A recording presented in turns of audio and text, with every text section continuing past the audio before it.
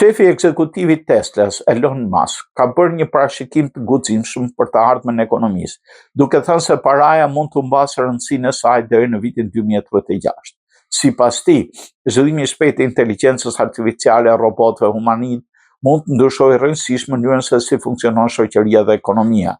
Po çfarë ju duhet paraja? Ju në vitet të përmada dhe shërbime, ushqim, strehim, transport dhe argëtim, tha Musk duke argumentuar se nëse robotët dhe sistemet e inteligjencës artificiale arrin të prodhojnë më shumë madra dhe shërbime se sa njerëzit mund të konsumojnë, atëherë nevoja për para mund të zhvillohet ndjeshëm.